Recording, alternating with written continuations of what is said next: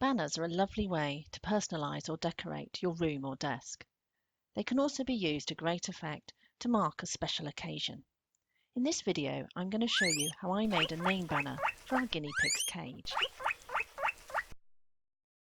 To make the banner, you will need light white cardstock, scissors and a ruler, possibly a cutting knife, a hole punch, some ribbon and some sticky tape. The first task is to make our flags. I generally like to make pennants, which are triangular flags, or dovetails, which have a V cut out of the bottom, but you can choose whatever shape you prefer. You might like to design and make your own flags, but if you want to take a shortcut, there are lots online that you can download and print off. I'm using a Hufflepuff inspired design, which you can obtain from the Crafty Cucumber site. Now we need to cut the flags out.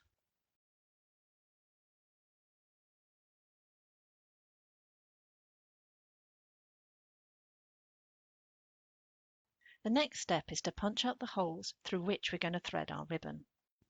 I'm using a screw hole punch, which punches 4mm holes. So first of all, I'm going to mark on each flag where I need to punch. This is 6mm, about 1/4 of an inch, in from the sides and from the top. Once you've made holes in your first flag, you can then use it as a template to mark up your other flags.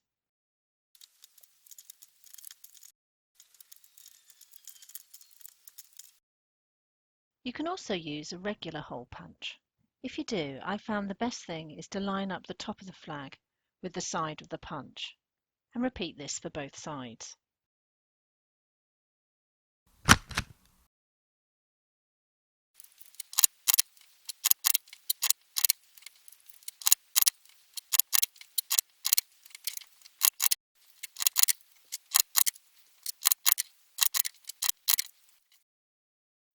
And now for the ribbon.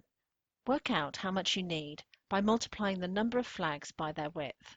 On top of that, I would allow at least 30 centimetres, which is about a foot, at each end to secure the banner. You may even want more spare, depending on where you're going to put the banner and the look you want to achieve. Once you've cut your ribbon, fold it in half to find out where the middle flag needs to go. Then work out which is the central flag. I've got 25 flags, so my central one is the 13th. I find it easier to work from the middle outwards, as it saves you having to shuffle the flags along the whole length of the ribbon, and it also makes it much easier to spread them evenly and get the same amount of spare at each end. Cut the end of the ribbon to a point to make it easier to thread. Thread the ribbon through the front of the flag, across the back, and then out of the front again, making sure that you get rid of any twists as you go. Slide your central flag to the fold mark you made earlier and secure it with a bit of sticky tape.